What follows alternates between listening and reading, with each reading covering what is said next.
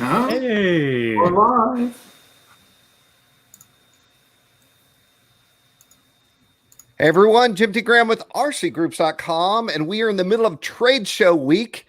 And the Horizon team has been super busy. If you've been in the Horizon trade show area on the RC Groups homepage, you'll see the Q&A, all the new releases. They have a contest we're going to talk about. But first, I want to introduce who we have on screen with us today. Jason Merkel, who I've known a pretty good long time. Jason is the Senior Marketing Brand Manager. That sounds like a pretty highfalutin role, Jason. It sounds like you handle a lot of stuff over there at Horizon.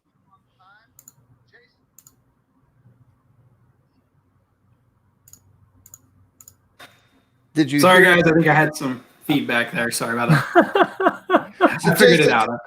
Tell us what you do at Horizon.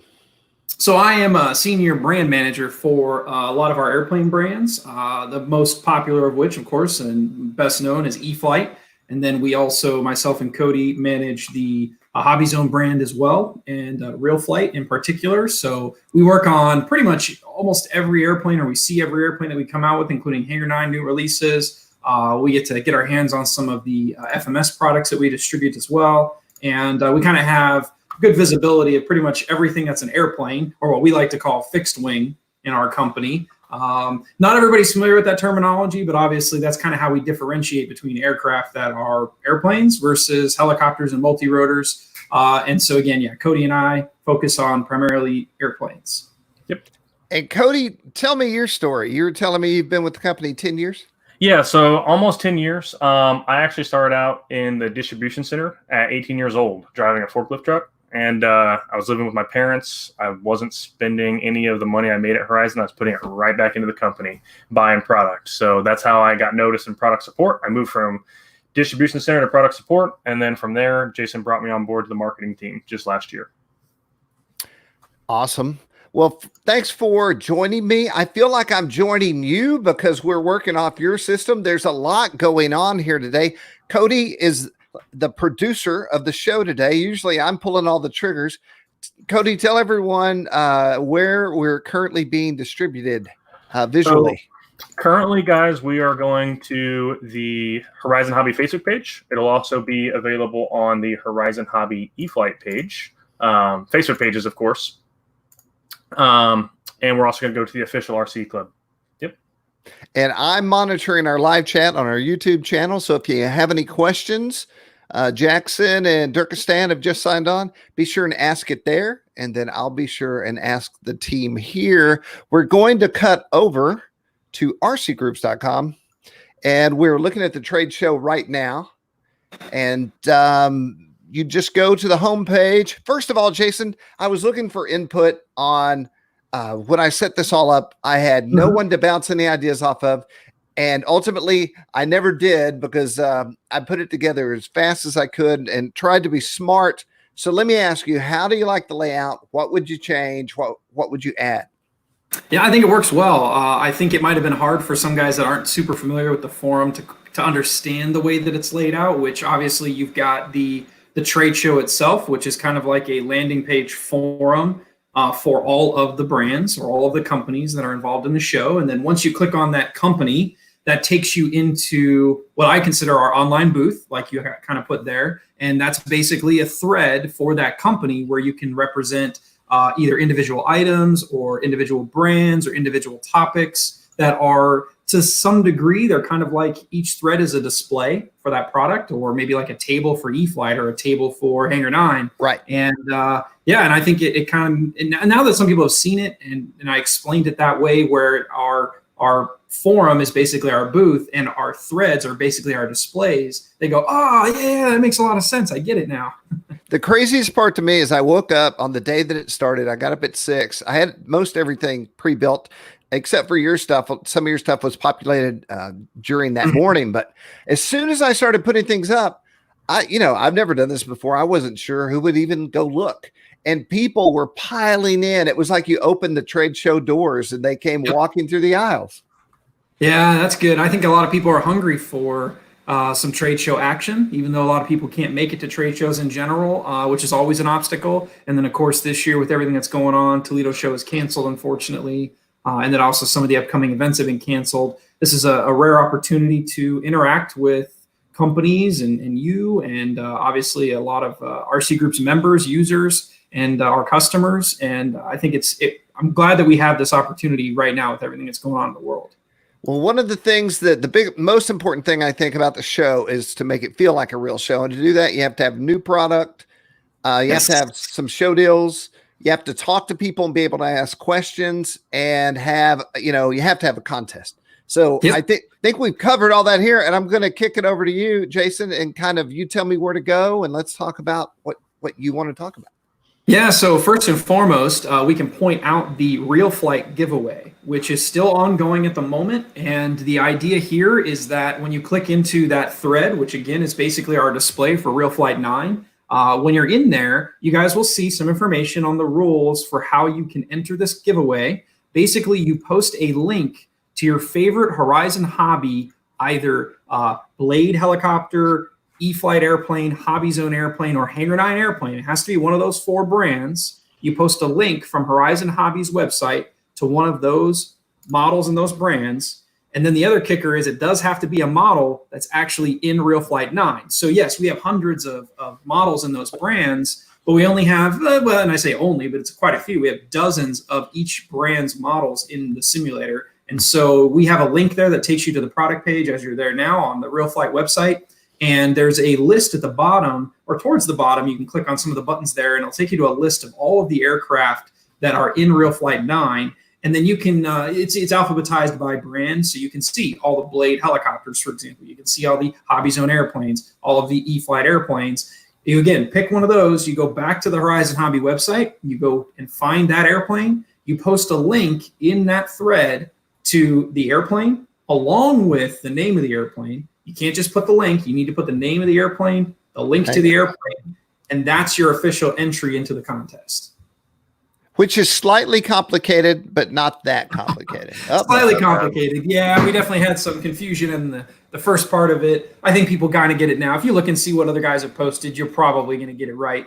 The biggest thing is you just got to make sure that it's a model in RealFlight 9, not just any Horizon Hobby model. And it has to be in one of those brands as well. So yes, although there are top flight aircraft in there and some Great Plains aircraft, some of which we still sell, those don't technically count for this contest. I think the big thing here is that for many, many years, RealFlight was always the very best simulator in the world, but we didn't have the option to put our models into it as Horizon Hobby. And so now we have that option, and that's kind of what we're trying to do, is tie that understanding together that RealFlight and Horizon Hobby are one now. And that's really awesome for us because now we can put the best airplanes into the best simulator. And while we're on the topic, let's see how good I am. I did an interview with one of the makers of RealFlight. It might be off the main screen. And so I have an interview. Yeah, the trade shows kind of bumped it. But yeah, it is in the Horizon Hobby booth in our thread there, in our forum there. You guys can see the thread where Jim did link to that video. And yeah, that's behind the scenes with Jeremy, and it's great information, guys, about all kinds of things. And so definitely watch that. I think a lot of guys have either owned RealFlight at some point before, still own RealFlight. Maybe they own an earlier version of RealFlight. And, right now, a lot of guys can't go fly. Fields are closed. They're trying to stay home. They're trying to stay safe. And RealFlight is a great way to actually fly right now. And not only is it a great way to kind of pass time, but a lot of guys, I don't know if they believe this. I'll tell this story because my dad knows this, and a lot of guys at the field that were there that day can tell you this story. So I learned to fly airplanes back in 1990, and that was a long, long time ago. And so back then, helicopters were still very mystical creatures. Very few people could fly them, and I always was enamored by them, but they were very expensive, very hard to fly, very risky to fly. And so my dad always told me that, someday, son, someday we'll get you a helicopter. But someday ended up happening about 7-8 years later. We got our hands on EP Concept, Kyosho EP Concept. And unfortunately, back in the mid to late 90s, electric aircraft didn't really fly very well. And that helicopter barely flew. So it wasn't a great helicopter to learn to fly on because it didn't have enough power to get out of its own way. And so we got rid of it. And then a couple years later, when I was working at a hobby shop, a guy happened to bring in a Hirobo shuttle helicopter. It was brand new. It had never been flown. And he brought it in. It had no gyro, had an OS-32F engine in it, a couple of Futaba servos. And I remember I went that day and I bought the helicopter from him. I bought a brand new, for the time, a piezo gyro for the yaw control for the tail. And I put it together that night. And for what it's worth, though, in the months leading up to that, I had been flying a simulator almost every day. And this was a Dave Brown simulator, which a lot of people may not know what that is, but oh my gosh, if you can find videos of it, it'll probably blow your mind how simple it was. It was literally polygons. And the box that was the controller was like a metal square case with a ribbon cable coming out of it, and horrible sticks and horrible gimbals. But it taught me eye-hand coordination, and I learned to fly helicopters on that simulator. And the first time I went out to fly that helicopter that weekend, on the first flight I was hovering, second flight I was doing loops and rolls, and on my third flight I was inverted on the deck. And guys are like, it's impossible. You can't do that. And I tried to tell them, guys, that was the simulator, and that was Dave Brown's simulator, which had basically almost no physics. It was polygons. Now RealFlight, it feels like the real thing. It looks like the real thing. And my RealFlight story is that some years later, when 3D airplane flying became a thing, I learned how to hover and Harrier and Harrier rollers, and I learned all of that on RealFlight. And then I'll just make one more shameless plug for those that know him. Jace Ducia. And for those that don't know Jace Ducia, you should definitely look him up. He is, I say, without a doubt, unequivocally, the best aerobatic airplane pilot, radio-controlled airplane aerobatic pilot in the world. He flies on RealFlight every day. And that's how he got that good. He got that good partly because he's very talented, and some people have more talent for this than others. But on top of that, he had a passion for it, and he worked for it. And then he used RealFlight as a tool to become a better pilot. And I tell guys all the time, RealFlight is not a game. RealFlight is not a toy. RealFlight is a tool, but you have to be disciplined to use it as a tool. You can't just say, oh, here, I'm flying on RealFlight, I'm becoming a better pilot. My dad has kind of learned this over the last couple of years. You got to go into RealFlight thinking, I'm going to do this today. I'm going to practice this, or I'm going to fly this airplane and learn this. And then I'm going to go and do this. And you got to stick with it. You don't just do it once or twice and then go out to the flying field and expect to be able to do it. It's muscle memory, it's repetition, it's literal practice. And RealFlight is, I can't tell people enough. I know that some people say, oh, it's almost $200 with the controller, but it is the best money you will ever spend in this hobby, as long as you stay disciplined and use it the way that you can.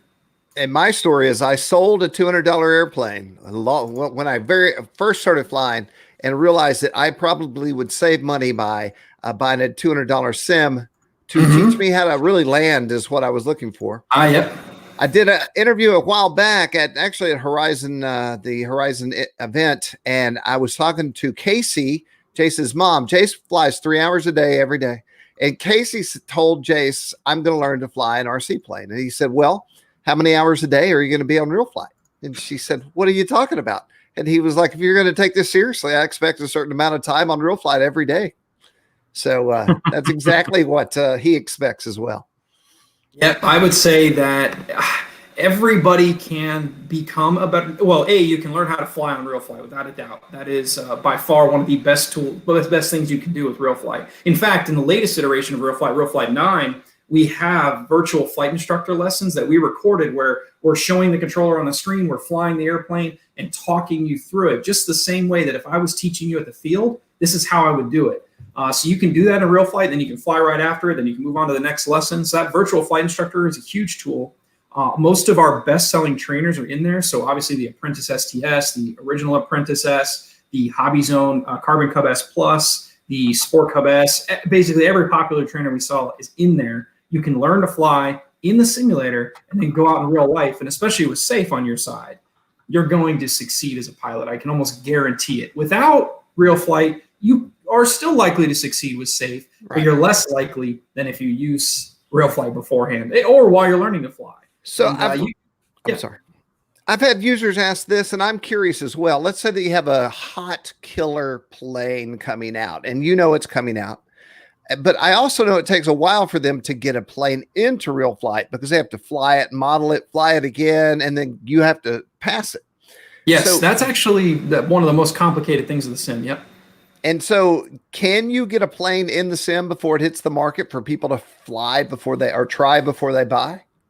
So in theory, yes, we could. The catch is that, almost all the way up until the end, when the product is finally on its way to our warehouse to sell to customers, we've been tweaking and fine tuning a lot of things, and we usually won't finish the RealFlight model until the real model has been completely tweaked and fine-tuned. The AS3X has been programmed, and that's one of the coolest things about the simulator that a lot of people probably don't know is we literally have the code from AS3X and SAFE that we put into the receivers is built into the simulator. Wow, and that's pretty darn awesome. Yes, so we actually are modeling it, not like fake modeling it like, oh, okay, well, SAFE kind of does this and kind of does that, and let's manipulate it to make it. No, we drop the source code from our software on the airplane side into the sim side, and that's how we get that behavior modeled. And then on top of that, the airplanes are not just, oh, let's draw an airplane that looks like this airplane, or let's take a picture and let's turn it into a model. For those that are familiar, there's wireframe models in there. There's inertial things in there. There's I can't even go into all the details, but it's incredible how complex it is. And when we first load everything in, it's pretty darn close. It's not perfect. We do have to fine tune from there. And that's where it gets to be a little bit more complex because you have each individual needs to fly it, and it's multiple individuals that will fly it and kind of go, I feel like it should roll a little bit faster, or I feel like I should be able to get a little higher alpha. And then we fine tune the physics of the RealFlight model to match the real model in real life. And I will say that, yes, it's more complex than people might think. I know a lot of guys make their own models, and they make those models fly great. But our goal is to obviously make the model that's in RealFlight fly just like the real thing. And we don't take that lightly. We spend a lot of time on each of those models to make it happen. In fact, I know Cody has helped with some of that, right, Cody? I have indeed. I've spent a lot of time just flying the simulator at my desk at the office. And sometimes people walk by like, what is he doing? Like, yeah, I'm working. He's messing around. I'm making sure these are good. Making sure these are good. Hey, while we have you, Cody, I see that you're answering questions in our live chat. Do you want to highlight any of those before they get past us? No, I'm putting the people's names in there as well, so they should be able to see it. But if I miss something, I'm sure they'll let me know. So I think we're okay. All right. If you see something we should bring up in the video itself, let me know. Absolutely. So Jason, they can enter the contest right now, and Yep. and that's a small window. So the thing about a contest is you sort of feel like I'm probably going to win this. I should wait. So at least they'll know by the end of the week that whether they need to go out and buy it or win it. Yeah, so it is random, guys. So it's one winner out of everybody that posts following those rules. You have until this Friday night at 11:59 p.m. Pacific Standard Time. And so as long as you do make a post under those rules, you have the same shot of winning as everybody else. If you post 100 times, it doesn't matter. We're going to weed you out. You're only going to get one entry. And we'll draw that winner roughly around the middle of next week, probably by Wednesday. We'll contact that winner and let them know who that is. And hey, if you guys don't get your hands on one, buy a copy of RealFlight 9. There's a couple of ways you can do it. Number one, if you already own an older version of RealFlight and you already have, say, an Interlink controller, or you obviously have another way of means of connecting a controller to your computer, whether it's the wireless dongle from Spectrum or other devices, you can buy just the software only. And the nice thing is you can actually go to either Steam, which is a very popular place to buy video games and other computer programs. You can buy it there. $99.99. You can download it right then and there. I just did it last night for myself, actually. And boom, you've got RealFlight in minutes on your computer, and you can be flying in minutes after that. And then if you want, you can also buy it through towerhobbies.com. You can do a digital download there, so you can immediately get the serial number after the purchase. Also $99.99, it's $100 US to buy the software only. You download that, boom, you have RealFlight in minutes. Or, of course, you can buy one at your favorite local hobby shop, your favorite online retailer, either the software only, also $99, or you can buy it with the new Spectrum Interlink DX controller, which is pretty cool. Hey, Cody, do you have one there? I do not. You don't have one there. I'm using the WS2000, so that. Oh, you're going wireless, yes. Connect, yep.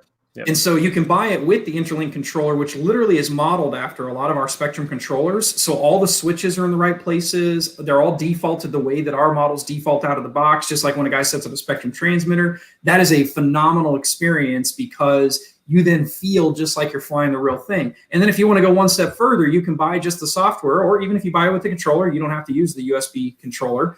You can then buy the Spectrum WSD2000 wireless USB interface. We call it a dongle. and then you can actually wirelessly connect with your favorite Spectrum transmitter. So let's say you fly with a DX6E, you can wirelessly fly the simulator that way. Let's say you have an IX12, you can wirelessly fly it that way. You can literally have all this hooked up on a laptop, plug that laptop into your TV, your big screen TV across the room, and you can stand as far back as you want from your TV and fly just like you're flying in the real world. It's pretty darn cool what you can do with it. And then on top of that, there's virtual reality, which is awesome. If you have a computer that's good enough, and that's really the catch. You do not need a lot of computer to make RealFlight run. You can literally use a 10-year-old computer. You can use a $200 Chromebook and run RealFlight very, very well. That software has been refined for years and years and years to make sure that it looks good, feels good, flies good with as little power and processing as possible. So you don't have to buy a lot of computer. Now, if you want to do VR, that's a whole different animal. Virtual reality, of course, takes a lot more computer to make it work. But with virtual reality, my dad has that set up. He puts the goggles on and he can either be in the plane, which is kind of fun because then it's like flying a full-scale sim, or he can put himself in the field and look around just like he's at the flying field. So when he's flying, if the airplane's over here and he looks over there, all of a sudden the plane just keeps going. It's a pretty cool experience. Let me speak on that. I have some videos of my FPV experience in RealFlight. And let me say, if you want to FPV, I do not suggest doing it via Oculus because I got sick for, I'm talking 14 hours. I thought I had the flu or something. This is a long time ago. And, but it turned out I was motion sick. And so then I went to my standard FPV goggles that I use out at the field. And then I could fly just like it was exactly like being at the field.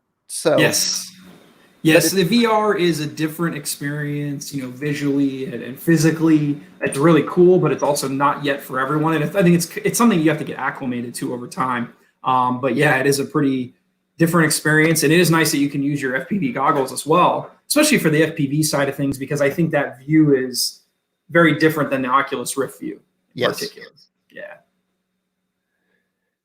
So that is that, and that's a lot of information, but there's more information in the show thread as well as on YouTube and all the other channels. You can go out and watch as much as you need to, as well as you can go out and watch guys like Jace teach you how to fly with the sticks. It's all out there.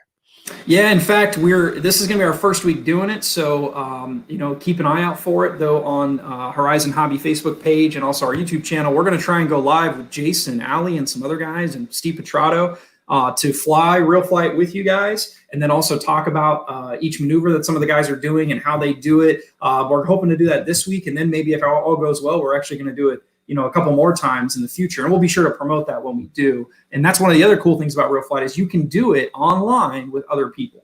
It's pretty cool. Well, speaking of which, and I'm not going to go into detail, I have a pretty cool idea. But I will pitch it to you after the show because we don't want to get expectations up before realities are met. But the RealFlight virtual fun fly, maybe. Well, I'm not going to say it, but I was thinking about it this morning. And I was like, okay, I know who I have to contact, so we're going to do that. Do we want to talk about some new airplanes now? Yeah, let's do that. Let's definitely do that. So we've actually, it worked out perfect, right? You guys see right there on the screen, on Jim's screen, that is on a model that we just announced the day before the trade show started, which was actually intentional because for those that are familiar, we were supposed to be at the Toledo show this weekend. It was supposed to be starting last Friday and Saturday and Sunday, of course. And we announced this last Thursday. It is our most powerful UMX EDF jet yet. And what I like about it is that it is subject matter that I love. It's near and dear to my heart. I love airliners. I love private jets. I'm a big fan of some of the old school stuff, Learjets in particular, Gulfstreams. And what we have here is the latest and greatest private/business jet.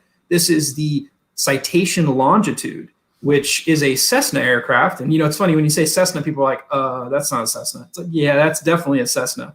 And it's just a very modern day iteration of a Cessna business jet.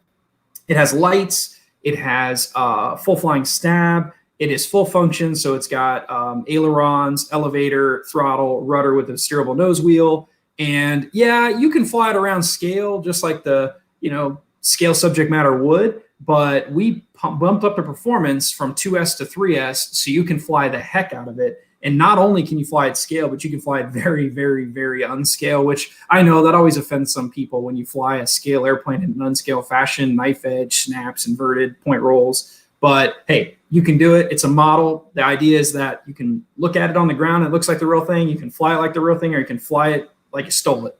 And that's what I love about it. So it is a really cool flying airplane. Yeah, I love the way it looks. 100% agree. That airplane is amazing. It's very fast, very capable. So you have one in your possession. If we can find well, let's look at this unboxing real quick. We both do because we both wanted one. Yep, that's for sure. Okay, so let's see what the best way to. That's not the best way. Maybe this. Show Cody. I'm gonna pause this. this. There's fans. There's the fans. Okay, so Cody, can I highlight you? So it depends on how the stream, who came in first, is how it works. But I think this is okay. This is already here. So I mean, it's really neat, guys. I mean, it's a scale trim scheme on this, like Jason was saying. Super awesome. Largest fans, largest motors we've ever put in an Ultra Micro before. This thing screams on 3S, guys. It is so fast. You can fly at scale. You can fly, as Jason said, you can fly like you stole it. This thing is awesome. Steerable nose. Really cool lights. I know you guys saw it in the video. Really cool lights all the way around. Very scale lights all the way around. Landing lights. I mean, there is a lot of features packed in this micro that otherwise you wouldn't think would be there that are here. We knocked it out of the park with this. This thing is awesome. Yes, it is a lot more performance than we've ever had in Ultra Micro aircraft. We don't have many 3S compatible Ultra Micros. In fact, this is only our second 3S compatible Ultra Micro. Our first 3S compatible EDF. And that said, you can fly it on 2S. I know a lot of guys probably own our eFlight UMX A10 or the UMX Air Commander, and both of those were set up for a 2S, anywhere from a 450 to an 800. Those batteries will literally work in this airplane. It'll fly fine. It has plenty of power. It flies scale. You can do loops. You can do rolls. But when you put a 3S in it, as long as you have a good solid 3S battery, one thing that we found in some recent testing in particular is that if you have an older battery or you have a battery that's either newer or it might be cold, even if it's newer, you may hit LVC prematurely with 3S. So you got to make sure that your battery is warm enough and or it's got some cycles on it, but not too many cycles on it. And then when you get a good solid 3S battery in there, you can rip around for 5-6 minutes, no problem, which is kind of better than typical EDF flight times. And you just have to have a good battery to get there. If you have a 2S 450 to 800, you can also get 6 to 10 minute flight times, just obviously with lesser performance. But the nice thing is that you can fly it on those batteries. You can fly for a long time. You can fly at scale. You can fly at very unscale. So if you guys watch, we did a flight talk video on this on our YouTube channel. You can also check out the RC Geek, Pilot Ryan, and Brian Phillips. And then coming soon will be RC Sailors. We'll have a video on this as well. So we're going to have a lot of videos out there from a lot of people showing the performance and capability of this model. And what I like about it is that you don't have to do any assembly. You literally pull it out of the box in one piece. It comes out just the way you see it. You have no assembly to do.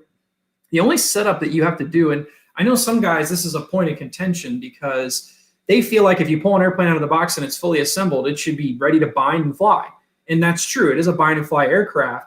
But even still, you should make sure that you double check the surfaces for mechanical neutral. Make sure you set up your dual rates, some exponential if you prefer it. So you want to do a little bit of checkup out of the box to make sure that the airplane is going to fly as true and sound as it can. And then that's it. You just drop a battery and you bind it to your transmitter, fly. And yeah, nice thing is you can fly it at a smaller place than you can fly a typical EDF. So you can fly this at, if you're a really skilled pilot, you can get away with it probably at a soccer field. If you're a lesser skilled pilot, I would say 2 soccer field minimum, maybe 3 or 4 if you got that big of a space. And then that is an airplane that a lot of guys may be able to even fly in their front yard or backyard, depending on where they live. So if you're out in the country, like if you guys watch Brian Phillips, he's no problem flying around in his front yard. No problem at all. So yeah, there's the lights in action. Cody's got them lit up there. So it's got navigation lights. It's got, you guys can see the landing lights on the belly. It's got strobes. It's got some other beacons throughout on the tail included and on the belly. Yeah, it's so cool, guys. And it comes out of the box that way. The performance is great. It looks awesome. It actually flies really good. I know some guys might look at it and go, I don't know, it's Ultra Micro. It's probably heavy or maybe it's too light. It's none of those things, guys. It feels like a big airplane because it has AS3X in it. And then on top of that, you can really slow it down and fly it smooth and land it slow. It's not super hard to fly. I wouldn't say it's a first EDF. I would recommend it as like a second jet because it is twin, it is high performance, it is small, so it can kind of get away from you a little bit if you're not careful. And so that's why I'd say at least fly one UMX EDF like the MiG-15 first, or maybe the F-15 64 millimeter that we sell, or our Viper 70 millimeter. Those are all phenomenal first jets in different sizes and different prices. If you can fly any of those, you can fly this, no problem. And it comes in at $169, which is not unbearable. That's a great price. No, very, very fair price. Guys over the years have probably noticed that prices on ultra micros have kind of crept up. That said, even though the prices have crept up, the performance and the features have really stepped up. So now we have lights in there standard. We have 3S compatible brushless outrunner motors. We got larger 30 millimeter fans. We also have all new Spectrum electronics. And so we've got a new receiver in that, which actually puts out telemetry. So you can now get battery voltage, current draw from the power system, and also the RPM of the motors, and have all of that on the screen of your compatible Spectrum transmitter. So you can set up different things. You can have alerts for low voltage. You can have voice alerts for approximate capacity used. You can set that up if you want. There's all kinds of things you can do with it that you couldn't do with ultra micros 5 years ago. So we have those additional features built in, and also this has safe select. So yes, it has AS3X, as most of our models do, which makes it feel like a bigger airplane, especially when you're flying it in the wind. But also, if you're an inexperienced pilot, you can use Safe Select to make takeoffs and landings easier. It especially makes hand launching easier if you remove the gear and you want to fly over grass. But on top of that, even if you're an experienced pilot, myself included, Cody included, Jim included, it doesn't hurt to have Safe Select. You can turn it on and off with a switch. You turn it on, makes hand launching super simple. If it's, let's say you're landing in a crosswind, turn on Safe. Why not? Hey, I can land in a crosswind, but man, my thumbs are getting a workout. My brain's getting a heck of a workout. And I might even have my knees knocking. So I turn on Safe. None of that happens. Yeah. Whatever. Why are you laughing, Cody? Because you're something else, man. You always get that safe reference. I love it. Safe is awesome. I cannot disagree with Jason whatsoever. But he's talking about knees shaking, all this other stuff. I always got to pull an old man reference out. But that's just yeah. Well, Cody's always giving me a hard time, and he's always disagreeing with me for what it's worth. But I do appreciate when he agrees with me on the Safe Select point, because I would say a lot of people, they look at our models and they go, oh, they're putting that electricery into all their airplanes. And hey guys, I know you may think it's a trick, but it's not. Just like I'll be honest, and I'm older, not as old as Cody likes to always make it sound like I am. But when I learned to fly, knife edge mixing was not a thing. There were ways you could mix mechanically, and you could mix things even through pots on a transmitter. But when computer transmitters came out, we had programmable mixes. I was one of the first people to be like, I'm not using that. That's cheating. And, over the years, I watched guys who are much better pilots than myself, Kike Somanzini being a great example, watching this guy knife edge. And I'm like, why is it so much easier for him? And A, he's a phenomenal pilot. B, his airplanes are built and set up perfectly. But C, he used mixing not as a crutch, not as a cheat, but as a tool to make him a better pilot. And so when I watched that and the mixing that he did and watched other guys do that, I'm like, wait a second, why am I not taking advantage of these really awesome tools that are built into my transmitter? And the next thing I know, not only did I become a better pilot because I didn't have to worry about putting some aileron in and some elevator in with a bit of rudder, now I could focus on flying the airplane on a line. And, Safe and AS3X, those are kind of extensions of that. They're tools to be used for our benefit. Not necessarily as a crutch. I know some guys use Safe to a degree as the only way they can fly, but you know what? Sometimes that's okay. I know some people with disabilities, the only reason that they can fly is because of Safe. Maybe they learned to fly 50 years ago, and maybe now they have arthritis and their hands don't work as good as they used to. They can now fly airplanes equipped with Safe Select successfully and continue flying. Or let's say maybe you're not able to hold a transmitter well, or maybe something else happens externally. You fly through the sun when you shouldn't have been doing that. You can use Safe to save your bacon or to make it possible to fly. And so when guys are down on AS3X or down on Safe or down on us for putting it into all of our models and saying that we're dumbing the hobby down, I disagree. We've made the hobby more accessible for more people. And we've also given people who are already good pilots a tool to make them a better pilot or to make their life easier or more enjoyable as a pilot. And then on top of that, we've opened the door to people who couldn't fly right now, they can still fly. And I think that's a really big deal that I think we all need to probably point that out more and more in the future. Right. I agree. I was out doing a review for Horizon, and my father-in-law showed up. And so he and I started at the same time. He never successfully really ever flew anything. He really was successful at crashing everything. And he did a lot of, I'm just taxiing, and then that led to taking off, and then the plane was in pieces. So he's sitting there watching us. He just showed up. He was bringing me a jacket, I think. And I got all my shots. I felt good about it. And I said, Charlie, come here. And he said, you're not going to hand me that transmitter. And I said, I am. And I said, I feel totally secure in what's about to happen here. And I got it on video. It's in the review. And he flew that airplane, landed that airplane. It was beautiful. And it was all because of AS3X. Yep, AS3X and SAFE have changed the world and for the better. I know some guys say for the worse, but it's for the better. Man, I like to point people out to the Aero Scout. I mean, not to pinpoint one specific product, but I think the Aero Scout is a perfect example of, how the market's changed and how the industry's changed and technology's changed. That airplane is amazing. We had a couple for Fest last year, like 30-mile-an-hour winds during that entire event, and we had Aero Scouts in 6 and 7-year-old kids' hands, and they were flying them by themselves. I mean, that's just how awesome that software is. I'll flip you on the Aero Scout and say, when I saw it at the show, I thought, oh, it's a trainer.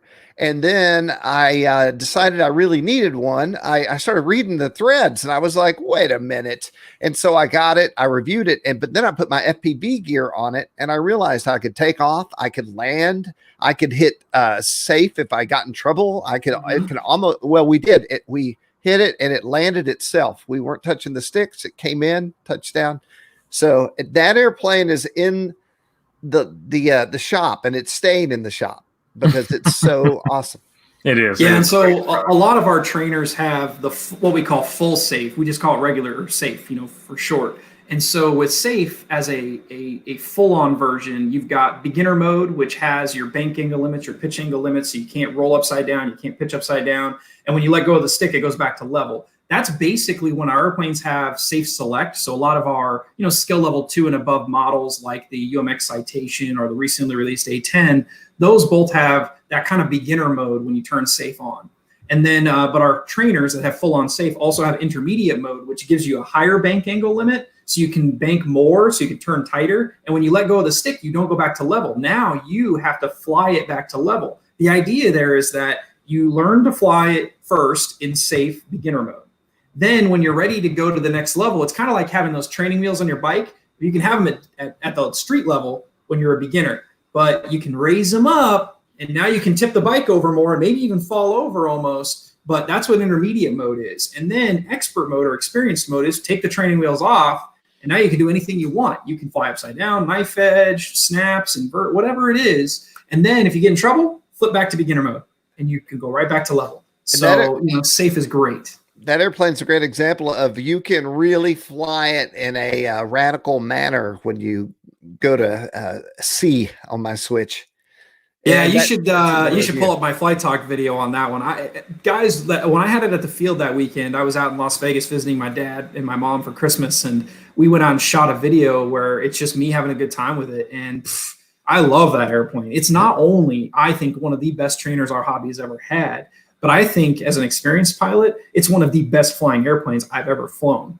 And it's amazing how much wind it can handle, how precise it can fly, how much aerobatic capability it has. And then on top of that, it flies for like 20 minutes. It has everything going for it. Other than, I'll admit, and it's subjective, it is not the sexiest airplane in the world. Are you talking about the Aero Scout? Are you talking about the Aero Scout? Aero Scout is not sexy. Dude, the Aero Scout looks awesome. What are you talking about? It's got the name Scout in it, so that's good. It's also a great FPV plane. If you said what FPV plane today, I'd tell you that. Well, yes, because it's a pusher. It reminds me of the old school, like the Aero Commander and the Firebird Commanders. I flew those when I was 8 or 9, 10 years old. And Yellow Bee. There you go.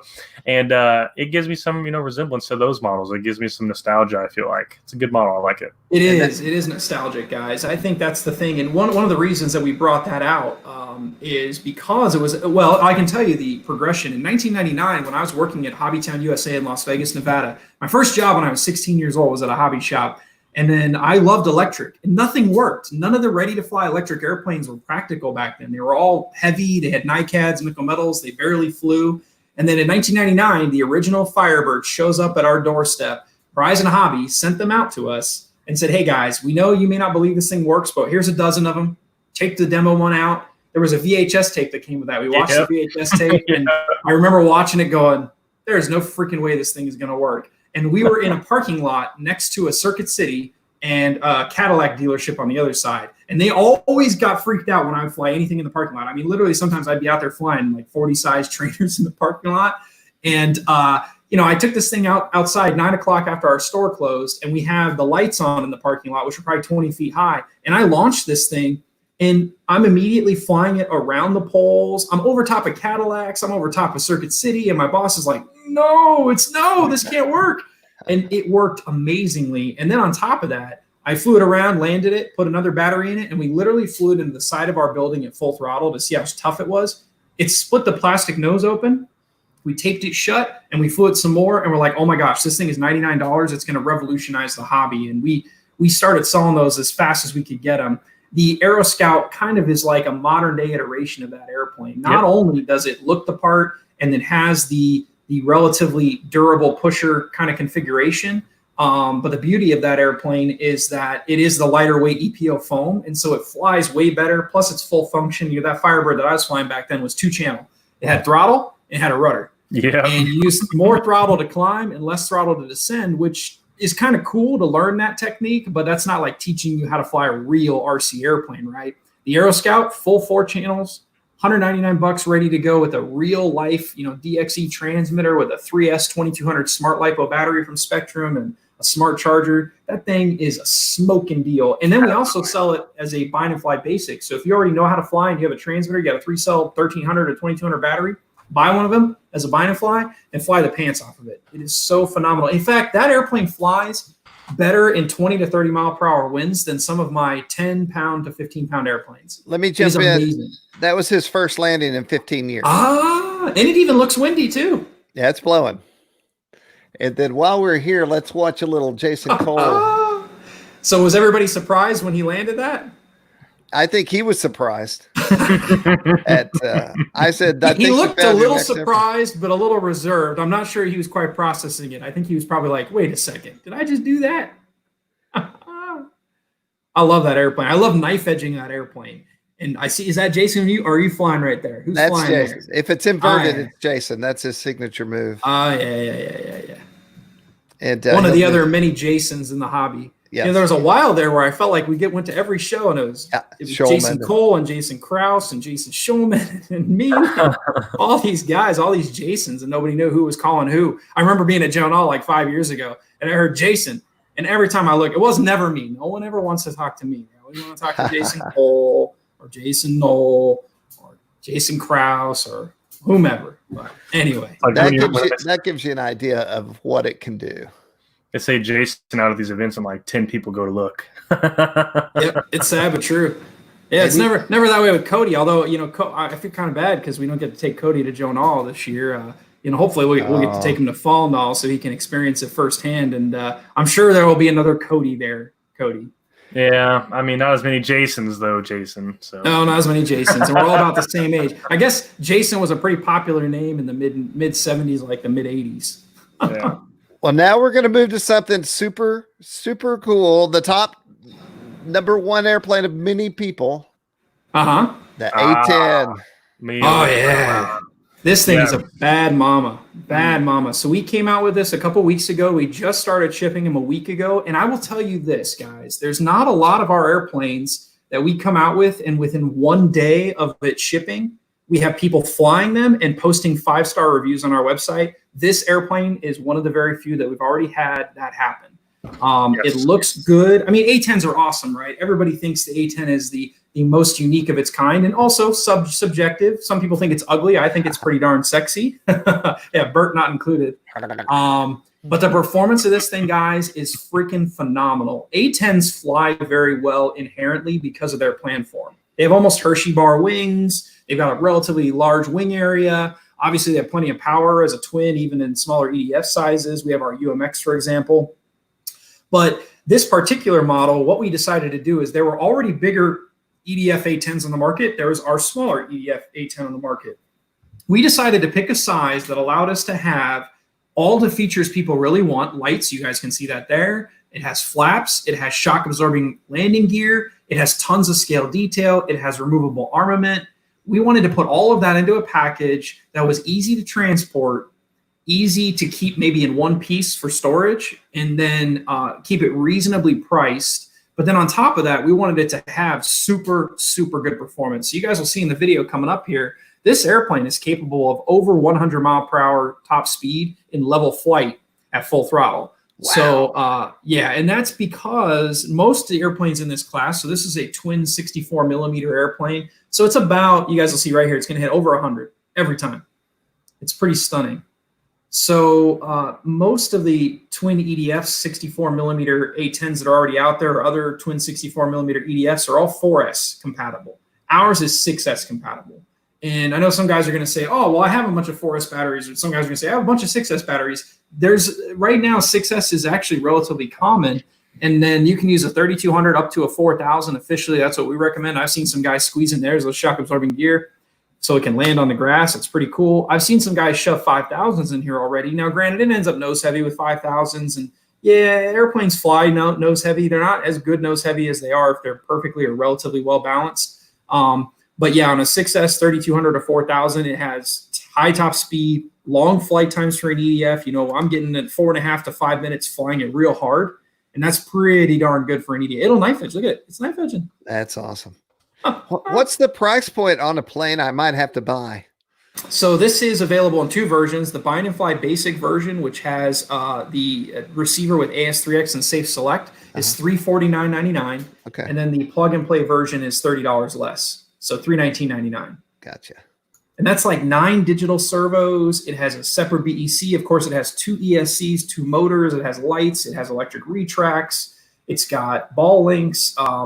It's pretty easy to put together. You do have to glue the stabs on. We tried to get it so you could bolt it together, but it was just too heavy and too complex to do it that way, too expensive. It would add like $30, $40. It would have added almost a half pound of weight. It wasn't worth it. We decided to say, okay, you got 4 glue joints. No big deal. You'll be all right. You can use CA. I know some people have used foam tack. I even think, if I'm not mistaken, I think RC Sailors used hot glue on his. Oh, wow. Yeah. I got to say, hot glue all the time. I'm one of the guys who was like, hot glue, really? But, man, that stuff has blown my mind time and time again. I watch those guys build those flight test airplanes with hot glue in 20 minutes. And then I've seen the flight test guys make airplanes that are so big they could carry a person and hot glue them together. And yeah, I guess I can't deny it. Doesn't care. Right. Yeah, I can't deny it. It works. But, of course, we recommend medium CA. That's what I use on mine. And it's EPO, so you don't have to use foam safe CA. You can use regular CA.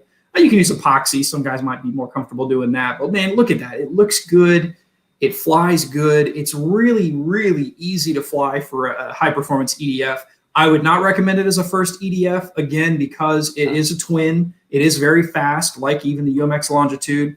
It is a complex airplane, relatively speaking. So I do strongly recommend having some experience with, for example, our Viper 70 millimeter is a phenomenal first jet. That one uses 6S 3200 to 4000 milliamp batteries. So if you get a Viper, a battery from that will work in this A10 as well.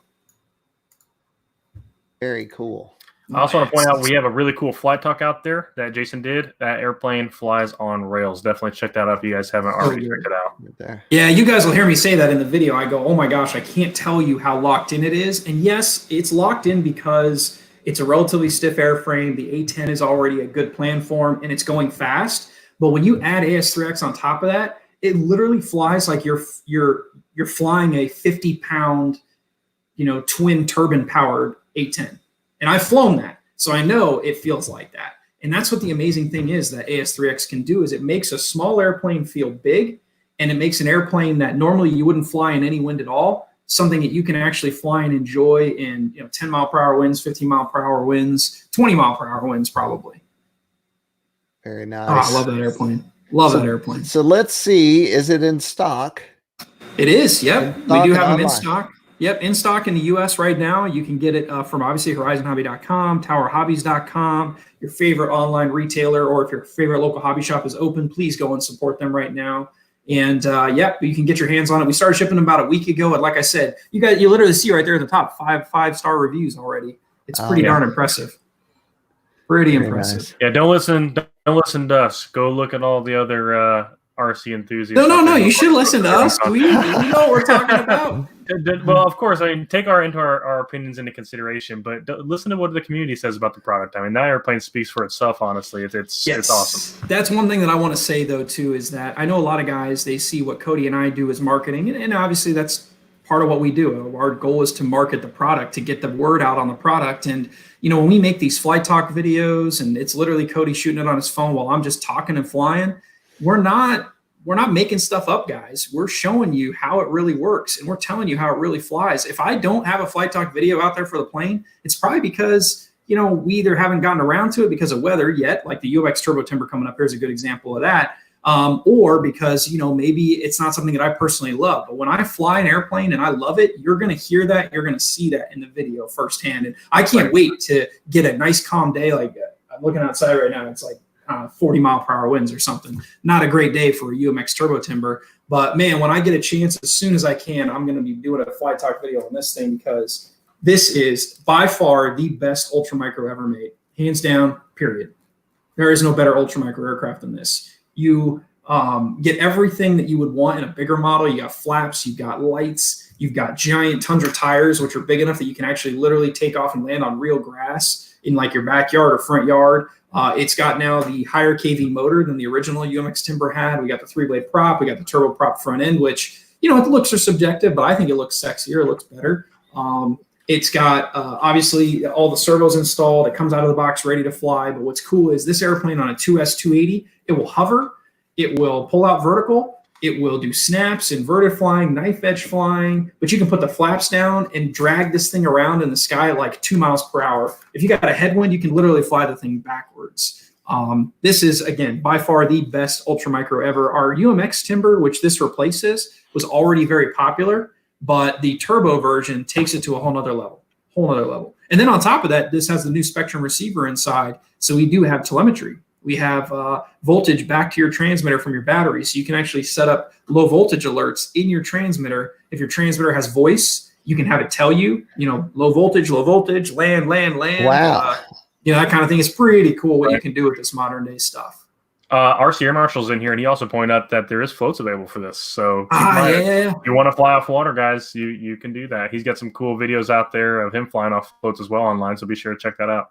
Yeah, what I like about this airplane is it's when I was a kid, I really wanted an airplane that I could fly in my yard. And for many, many years, I used to try and make airplanes as small as possible fly pretty well with like 049 engines and things like that. And it wasn't practical. And then in the late 90s, early 2000s, when electric started to kind of finally catch on, we had our first slow flyers. And I used to go out in front of my house, even in the dark, and fly around my GWS light stick or slow stick.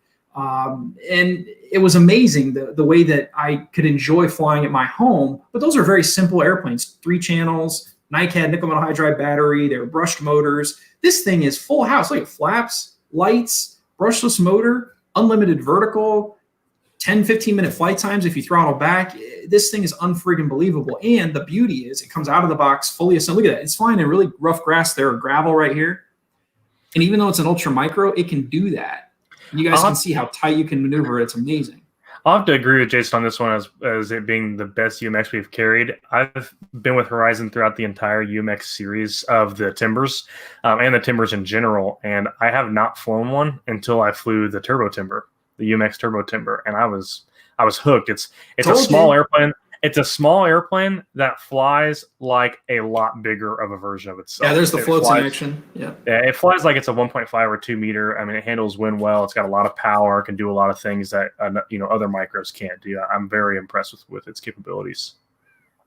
So cool. Love that airplane, guy. Everybody should have one. And I will say, looking at the sales on this thing, guys that already had a UMX Timber have bought one of these, and they're like, oh my gosh, I truly didn't think you can make a UMX Timber better, but this is it. This is better. Right? $139.99. Yeah, look at the reviews. Almost all 5-star. So it's already racking them up. And that's been out for about a month, I think now. Not too terribly long.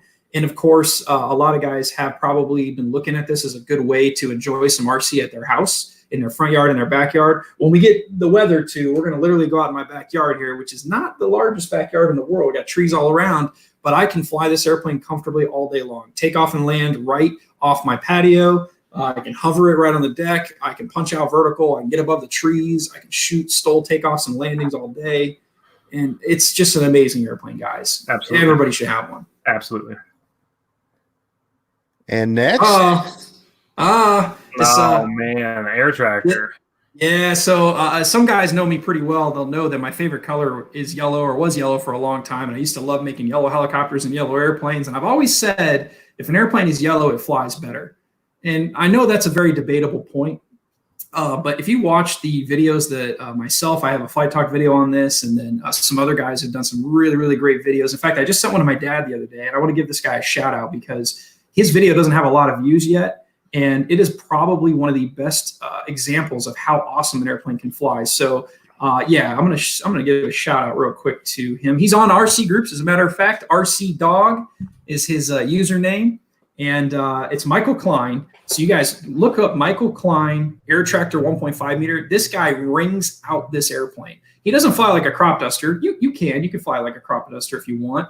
But his video, he rings it out 3D, not really 3D, but precision aerobatics, some big aerobatics, knife edge point rolls inverted, fast, slow. This airplane, I love the way it looks personally. I know it's, again, probably another one of those not so sexy airplanes, but man, the way it flies is phenomenal. If you've ever flown a bigger turbo timber 1.5, this is like a low wing brother to it. Let me say two things. First of all, 32,000 views since February. Pretty awesome.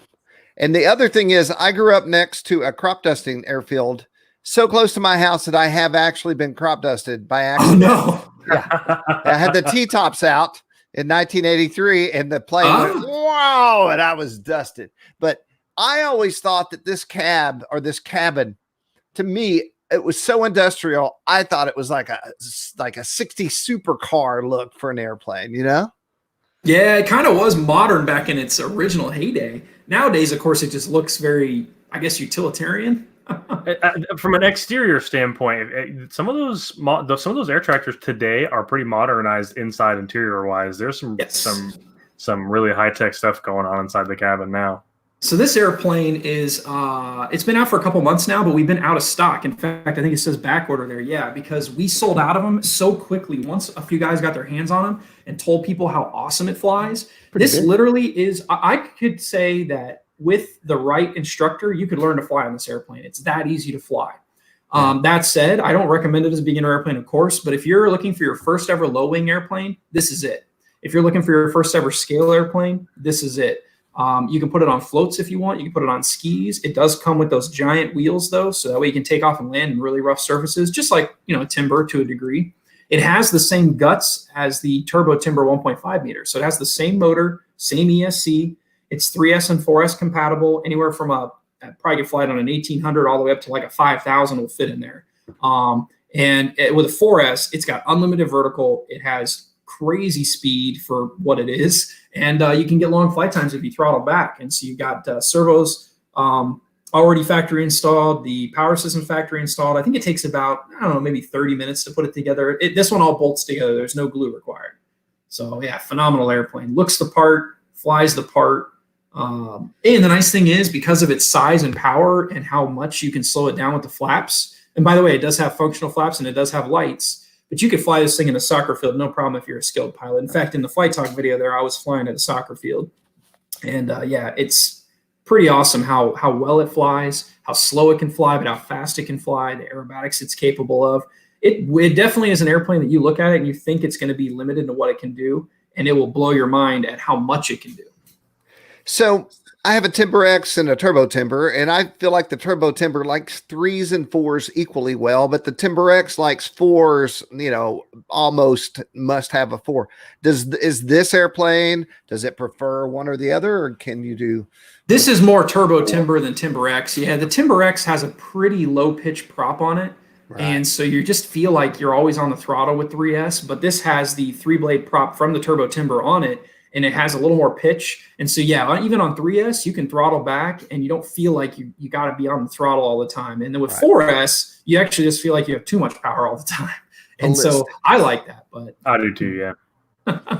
All we need now is the little spray coming out from the wings. Well, I think a couple working on it. guys have He's done it. working A on couple it, guys yeah. have done it. Yeah, one of our own guys, Pete Holy, who shoots you guys. Anytime you see the drone footage in our videos, that's Pete chasing that thing around with one of his custom-built Blade quadcopters, and he's already got a sprayer system installed. I don't know if he's used it yet. Have you heard, Cody?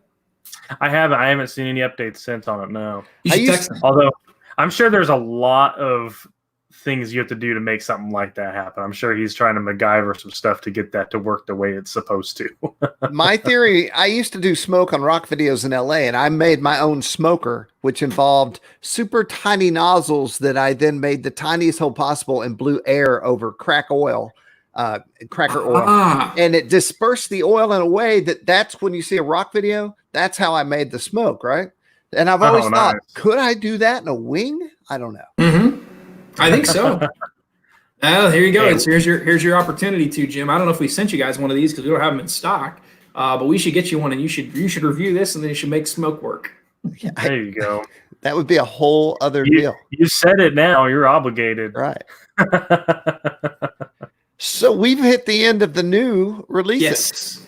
Yeah, we've had some other new releases from earlier this year, but I mean, literally now in 4 months, they're old news. That's the interesting thing about our hobby these days is there's a lot of companies doing a lot of good things. And, we're constantly coming out with new airplanes. Up until everything kind of slowed down here the last couple of months because of what's going on in the world, we were on track to have a new airplane release almost every 2 weeks. And when I say that, it's not like it's all E-Flight airplanes or it's all foamies or whatever. That was a variation of Hobby Zone trainers to E-Flight Ultra Micros and scale and EDF and then Hangar 9 giant scale.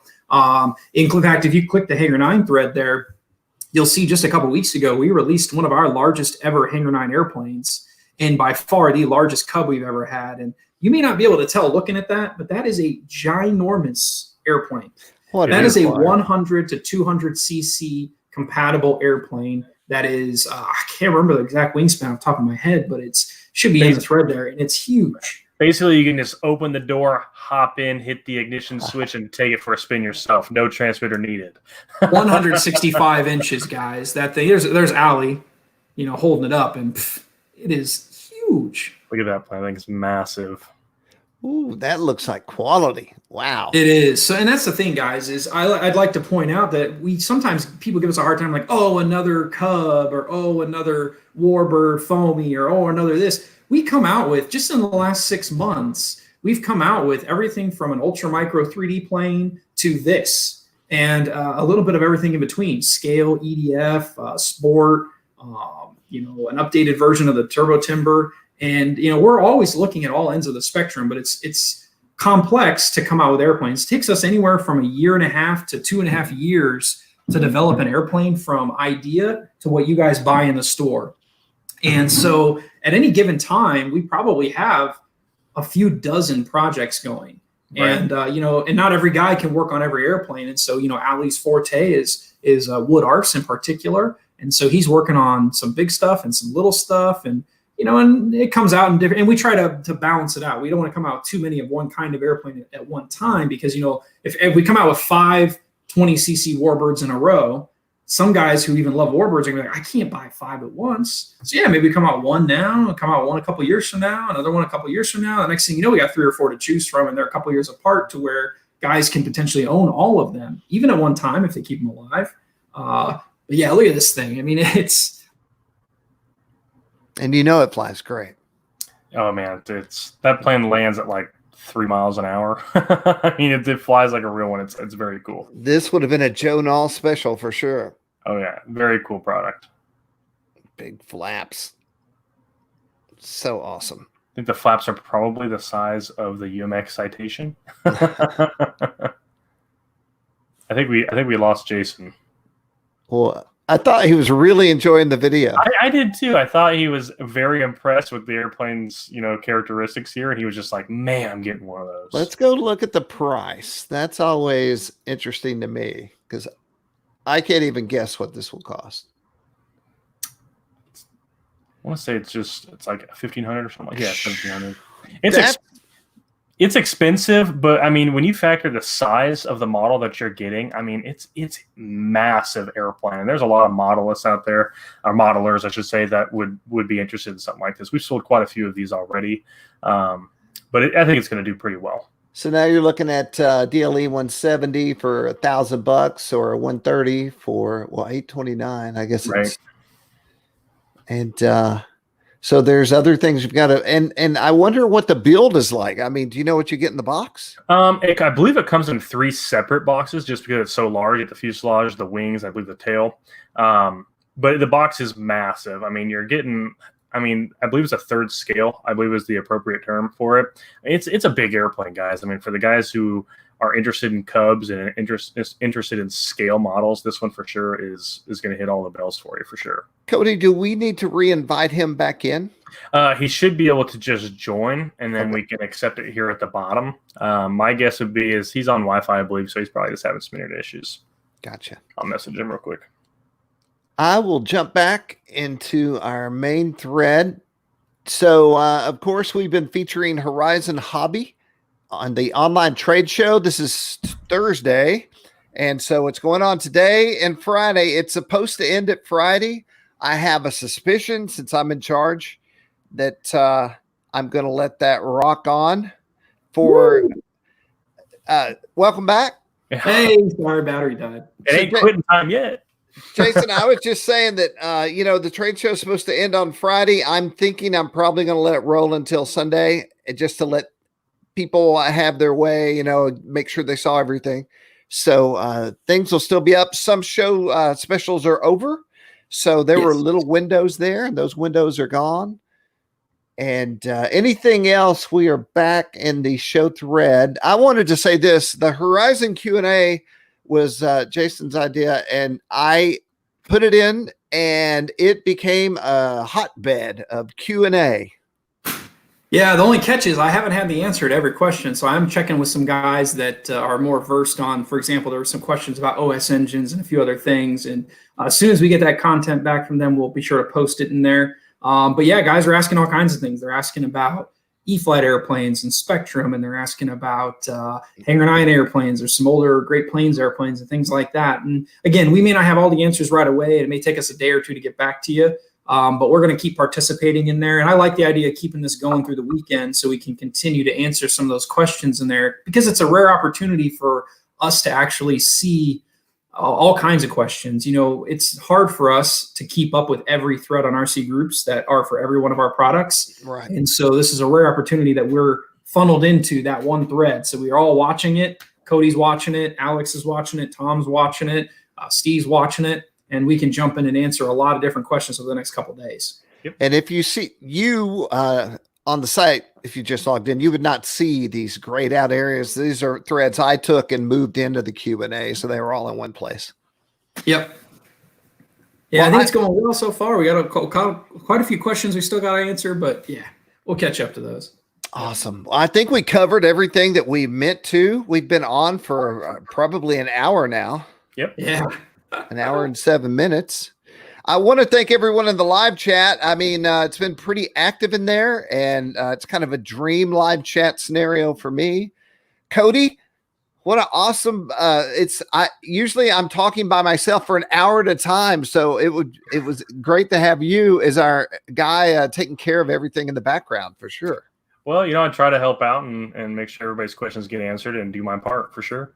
I spent the earlier part of the week with Chris and Steve Petrato on the podcast, the new podcast you're doing. So if you haven't listened to that, I actually tell a few stories that are not usual about the hobby, and some about the Rolling Stones, and mixing that in with the hobby. So there's some good stories in that podcast. If anyone, yeah, for those that are not familiar, Jim T is one of the best storytellers in the world, hands down.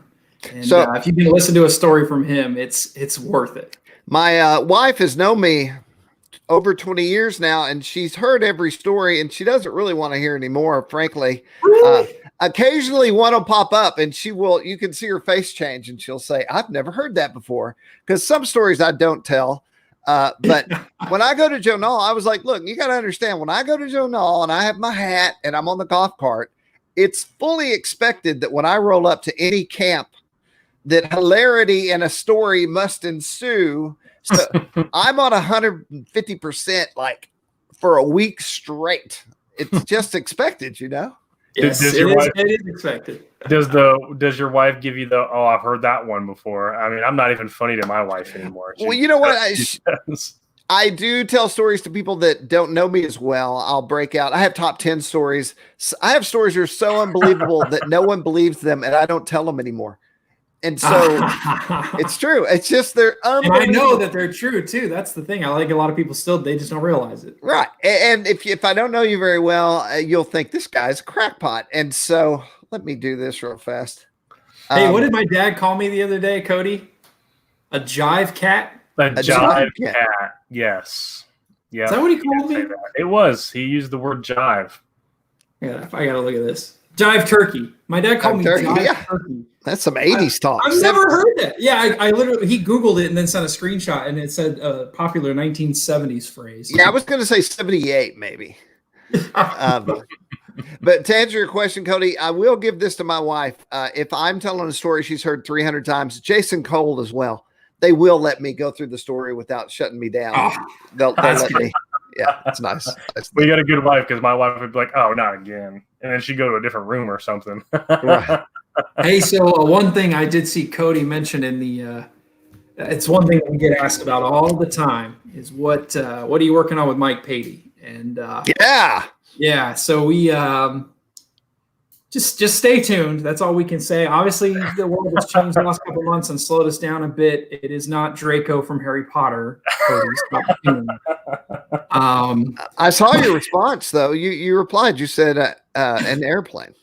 Yes, so it will be an airplane at some point soon. Obviously, Mr. Patey is a very busy, really awesome guy.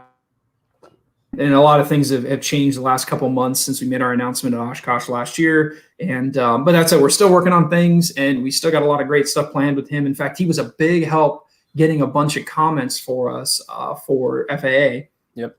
He had a contest where he gave away some of our Hobby Zone Carbon Cub S Pluses to guys that left a comment and then posted it on his site. And so, yeah, he's been a big supporter of ours. And, you know, and just so everybody knows, we're still focusing on doing our best to support our industry, support our hobby through all that. And obviously a lot of that's died off now with everything else going on in the world. But yeah, just know we're here. We're still working with the FAA on things. We're still working with Mike Patey on things. And yeah, we're still here to support you guys through this crazy, unprecedented time that we're in. Yeah. Well, I've really enjoyed being able to hang out with both of you in this format. This is totally cool and something we're going to have to do again. So awesome. Awesome. Well, thank you, Jim. Thanks for hosting the online trade show. Be sure you guys check it out. Not just our booth, everybody's booth that participated, and then come into the threads, ask some questions. And yeah, even if it goes through the weekend, don't wait. Get on there tonight, get on there tomorrow and do it. Right. Yep. And don't forget, guys, we are going to be giving away a version of RealFlight through the RC Group's forum here. So to get in on that, we did mention it earlier in the video, but you have to go in there, comment what your favorite E-Flight or Hangar 9 airplane is in the simulator. Just a positive comment in the forum, and you'll be entered in to win, and we'll announce that later on next week. All right. I want to thank everybody in the live chat. Hey to Brian Chambers out there, man. Brian is always, if we're on social media, guarantee Brian Chambers is not far behind. He's on, and Airhammer and everyone else that's joined us on the live chat today. I want to thank Team Horizon, not just for this video chat, but for all they do for the hobby, always bringing out great stuff. And I love that I can take an airplane of yours and I know it's going to fly great every time. Yes. Yeah, we try. We may not be perfect all the time, but hey, if we're not perfect, we're here to support you through it. But we always are trying to get better, guys. I got to tell you, behind the scenes, we're constantly improving. Like literally most of my day-to-day was spent working on instruction manuals to make sure that we get that content updated and more accurate and laid out better for you. And yeah, right. If it's not right, guys, we do our part to make it right. It may not be the day after or the week after, but we are hobbyists just like everybody here and everybody who is on RC Groups. We are just as much a hobbyist as you guys are. The benefit here is we do it for business, and we want to have a good product out there, an exciting product for everybody. So, and a lot of the feedback we get from you guys really helps to change things that go on with those models. So we appreciate the community's feedback as well. Awesome. Hey, Kevin, thanks for that comment. Michael, Jerry, Victor, Snake, all you guys.